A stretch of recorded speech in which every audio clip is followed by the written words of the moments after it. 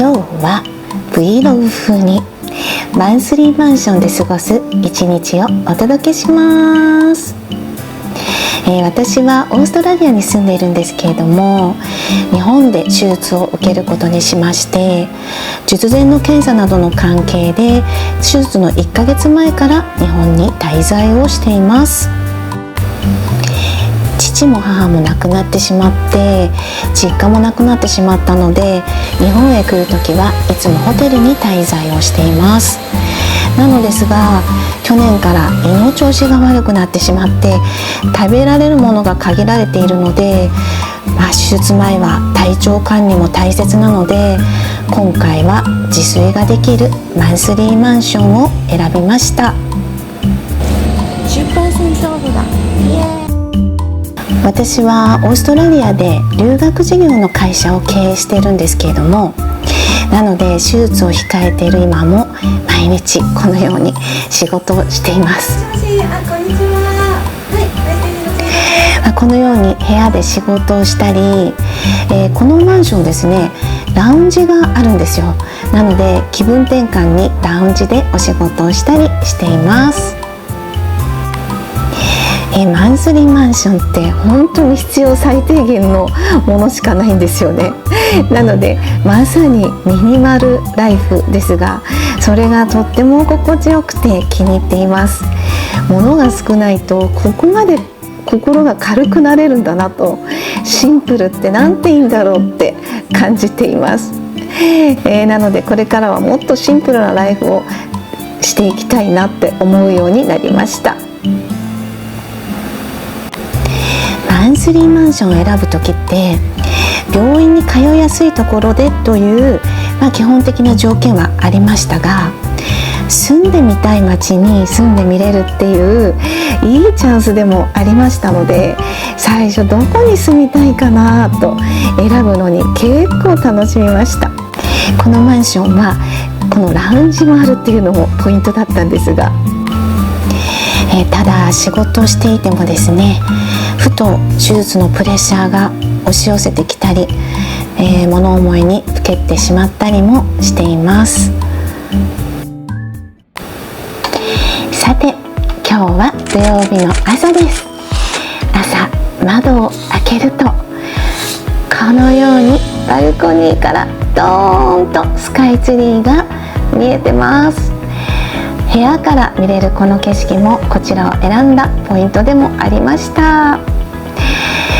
まずはですね、ベッドに腰をかけてスカイツリーを眺めながら一杯の白湯を飲むところから一日をスタートさせています。今日は快晴の気持ちいい週末の朝です。それでは週末の朝ごはんを作っていきます。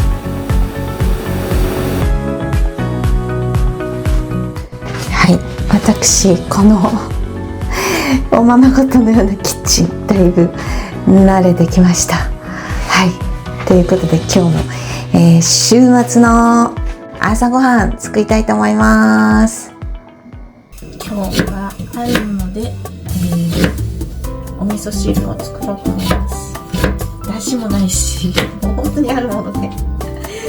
もう台所にあるものも全部ミニマムなものなので、本当にミニマムライフを実践できてます。ここに入れて、でもこんなね、本当何もないんでも全部できるんだみたいな、何でもできるんじゃんみたいな感じで、なんでいつもあんなたくさんのものに囲まれて生きてきてるんだろうみたいな感じがしました。もうなんか本当にちょっと手を伸ばせば全部届くんでもうね、本当になんかおままごとしてるみたいでちょっと楽しいんですよね。普段正直言ってお料理とか全然してないんですけど、だけどこ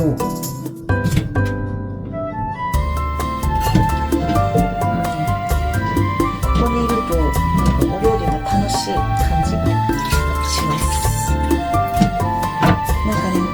ナスがすごく体にいいっていうんで、骨とかねいいらしいんで、そういうのナスがまさか骨にいいって知らなかったん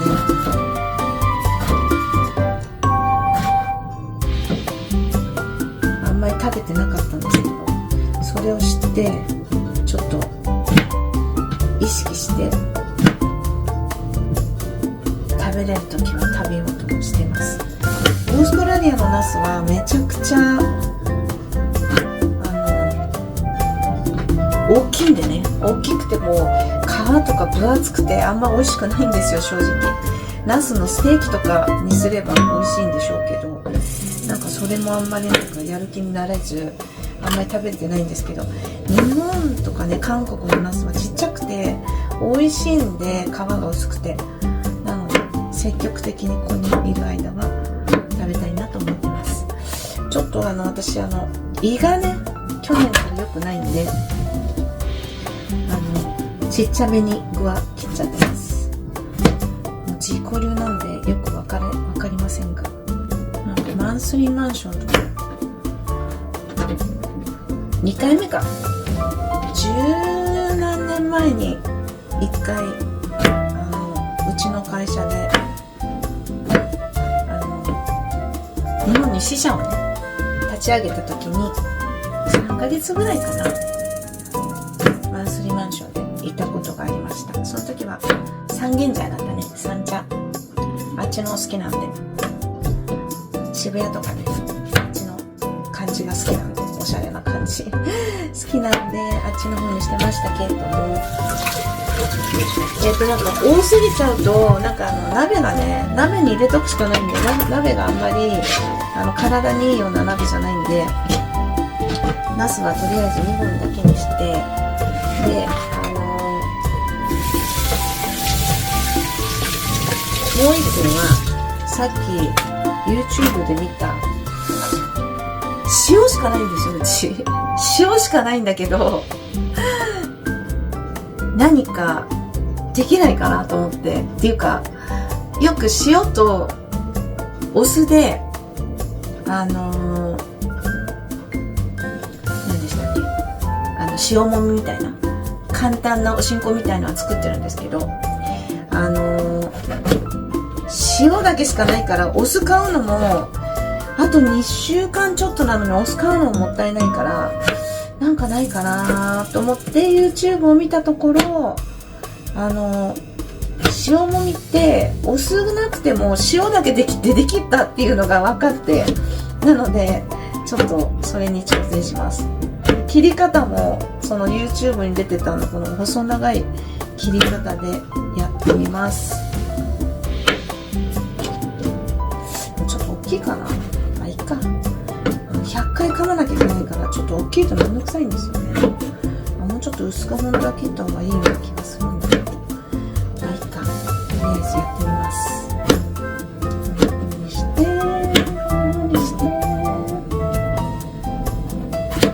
本当に私全然料理下手なので、まさかこんな私のなんちゃって料理をこんな風に公開することになるとは夢にも思いませんでしたが、一応ですね、まあ Vlog に挑戦ってことなので、これも公開しようということで、まあ料理苦手な人でもこうやってマンスリーマンションで生きてってますよっていうのが見えればいいかなと思います。これですね、お塩、これ韓国のお姉さんがくれたんですけど、お寺で作ったもう天然の塩、なんか 10年ぐらい経ってるって言ったかな、もうね甘いんですよ、もうミネラルも豊富だし、めちゃくちゃいい塩もらったんで、これを持ってって、これだけで今生活してるんですけど、あと2週間持つかな。もうこれ塩これしかないんだよね。お酢もない、砂糖もない、何もない中での料理なんでね。味噌は買いました。味噌は買ったんだけど、お味噌汁大好きなんで、胃が悪いからね、やっぱりそういうあったかくて体にいいもの、温まるもの食べなきゃと思って味噌は買ったんだけど、出汁がないから今これからやりますけど、出汁がないお味噌汁だけどめっちゃ美味しかった。野菜の出汁ともうお味噌だけで美味しいんですね。もうほんと知らなかった。だから料理もミニマムライフ、料理もミニマム料理できるんだみたいな感じですよ皆さん。は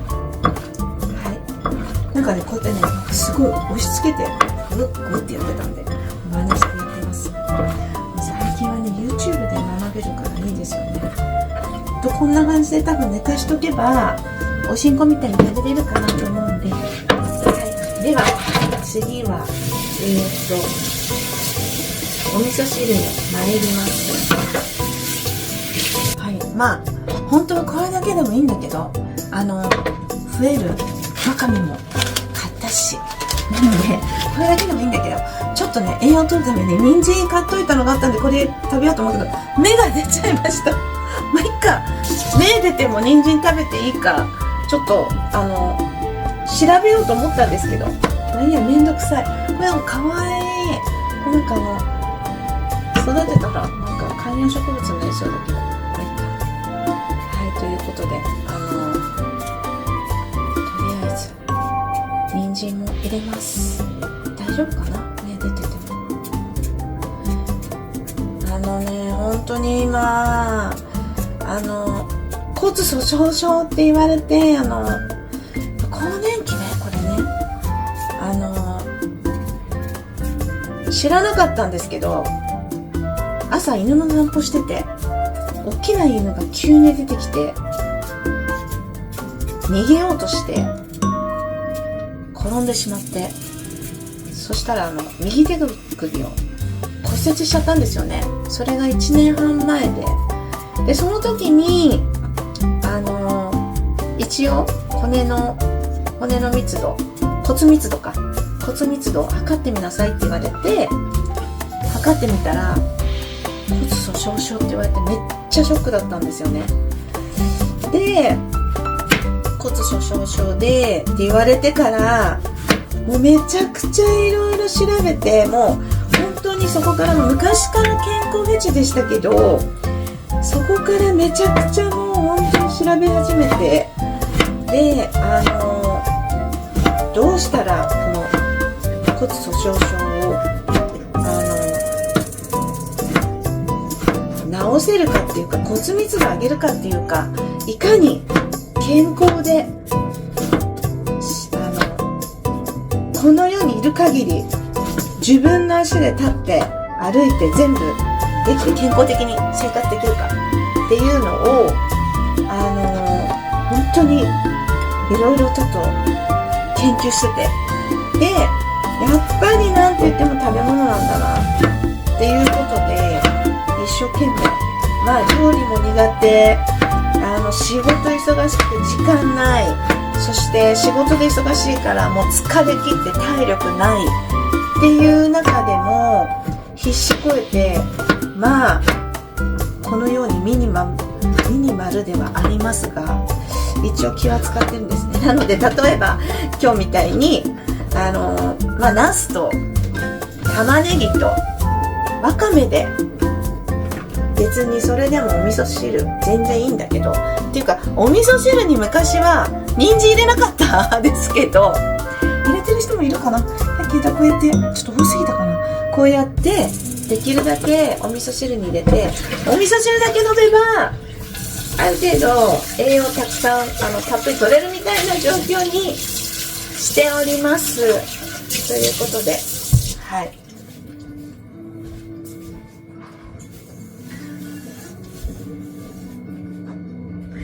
では私のなんちゃってお味噌汁お作りします。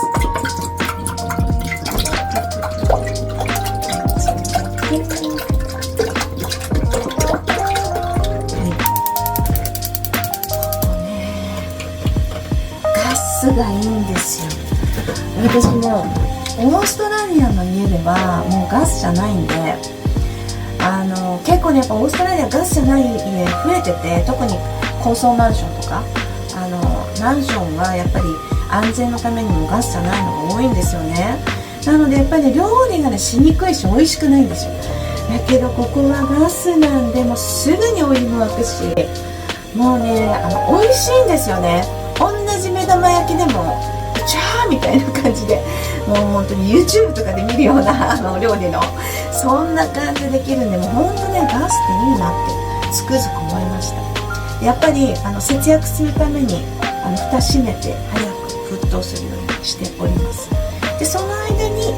あれ作ろうかな、目玉焼き作りましょう。でそうだ、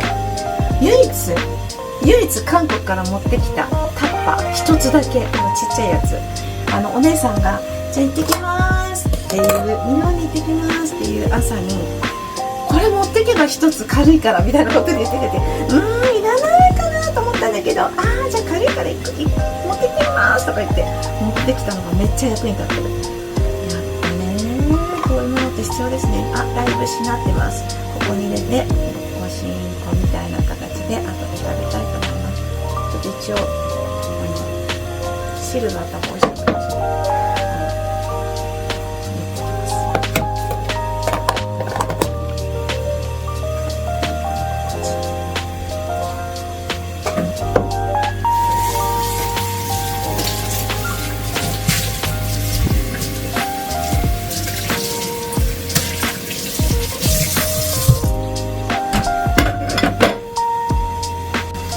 はい、あっという間に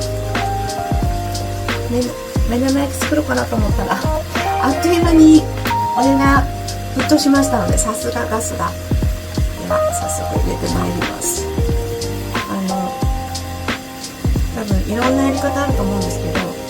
私今胃がね良くないんで結構たくさん茹でます。たくさん茹でて野菜がトロトロするぐらいまで茹でます。まずはこのように玉ねぎをよく煮込みます。でその間に目玉焼きを作ります。やっぱり大人になったら、更年期になったらタンパク質とっても重要ですので、野菜を煮込んでいる間にこれを作ります。ちっちゃな皮にオリーブオイルがあったので、これですね。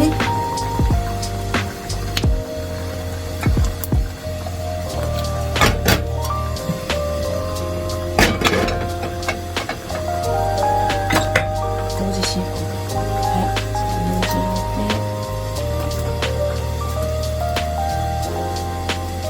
豚肉の先入れて、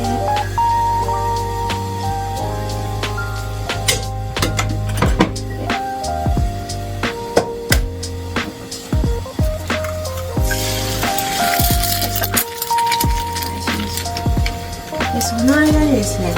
この増えるわかめを増やしていきます。もう一つの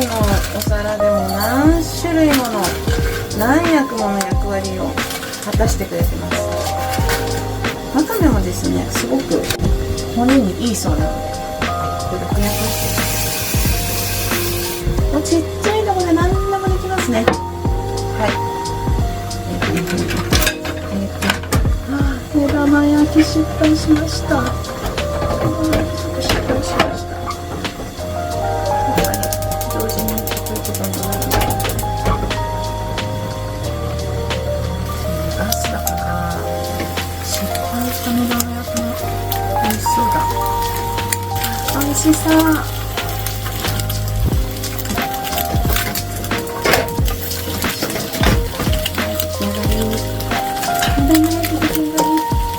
で、このまた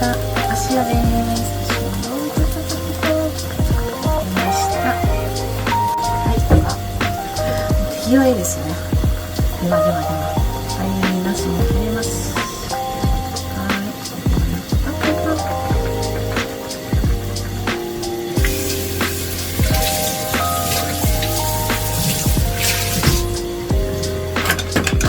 スペースがちっちゃいので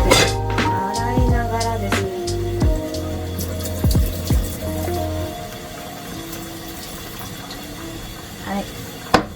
準備ができております。わかめも準備できております。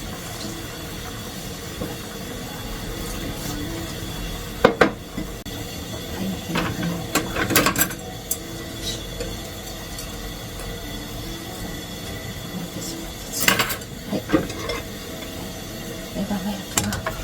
っちに入れておきます。はい、ちょっと失敗だけどガスだからプルンプルンしてます。そうだ、豆腐も入れよう。豆腐も入れましょう。はい、日本の豆腐も美味しい。適当にカッカッカッで、豆腐のポトン。はい、何でも入れちゃいます。お味噌汁だけでね、お味噌汁だけでもう美味しいよ。たっぷりです。で、お味噌ですね。お味噌入れます。ちっちゃな、いいお味噌を買ってきました。適当です。適当に入れます。お出汁がないので、本当にお味噌だけでの味付けです。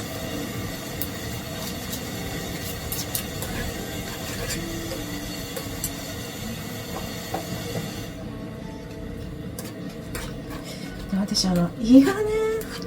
今なんか本当に味見ができないんですよ。味見しても胃がなんかちょっと刺激があって痛いんで味見できないから、ちょっと豆腐崩れちゃったな。最後にやればよかった。混ぜなきゃよかった。しょうがないね。味噌混ぜないといけないから。豆腐崩れた。しょうがないね。崩れても中で入ってくれてるでしょ。で、わかめに入れときます。もうほぼこれが主食です。このお味噌スープが主食になります。はい。できました。はい。ということで、できました。はい。ということでできました。では、いただきます。ちょっと、ミニマムライフにしては随分豪華じゃないでしょうか。マンスリーマンションでのお食事です。ちょっともう本当にね、これもうお味噌汁かっていうか、なんかちゃんこ鍋みたいになってますけど、これ栄養源ということで、ヘルシーな栄養源ということで、こちらですね。そして、ナスの初めて、塩だけで塩もみ。知らなかった塩もみですね。塩だけでよかったんだということで塩もみと、あとは失敗した目玉焼き。そして、デリバリーでね、無添加で、デリバリーがあったので撮ってみた。これは大豆となんだろう。なんかいろいろ混じってる、ドライカレー炒めみたいな。あとはこれは、レンコンとニラと人参のきんぴら。これも美味しかったです。で、私の茹でたブロッコリーも骨にいいらしく、ということですね。ということで、無洗米のミニマムライフですから、無洗米の、お米ですね。美味しいコシヒカリ、無洗米のコシヒカリということで、ということでいただきます。では、ちゃんこ鍋、お味噌汁っていうか、ちゃんこ鍋からいきます。おいしい。もうね、さっきも言いましたけど、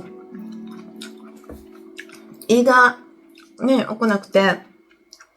刺激があって、味見できないんで、もうほんと目分量で入れるんですけど、美味しい。出汁もないけど、美味しい。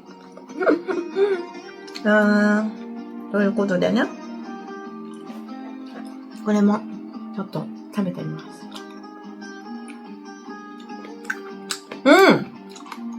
おいしい。おしんこだ。おいしいです。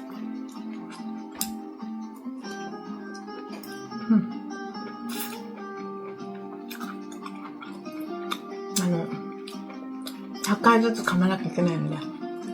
うやって、数えちゃう。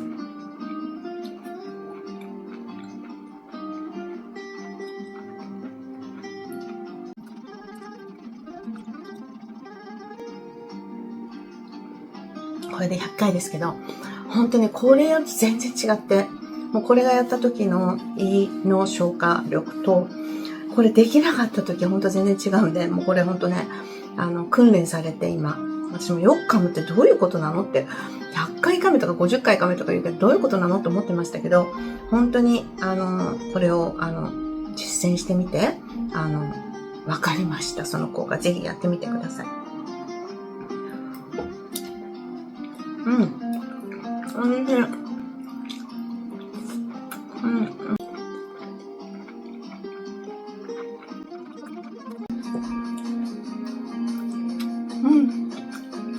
失敗した目玉焼き美味しい。ガスでやると失敗してもプルプルして美味しいんです。何度も言っちゃいますけど、ガス美味しいですね、やっぱり。週末はですね、お掃除の日になっておりますので、この後お掃除をして、そして買い物に行って、その後は大好きな楽しみの一つ、お風呂に入って今日の一日を終えました。このようにベッドに横たわると窓からスカイツリーを楽しむことができます。皆さんはどんな街に住んでみたいですか？またどんな風にマンスリーマンション使ったことありますか？私はマンスリーマンションを探すときに結構ネガティブな口コミを見かけたので、とっても怖かったんですけれども、でもこちら大当たりでした。もしマンスリーマンションについて聞きたいこととかあったら、ぜひコメント欄にコメントしてください。またマンスリーマンションについての経験もシェアしていただけると嬉しいです。では次の動画でお会いします。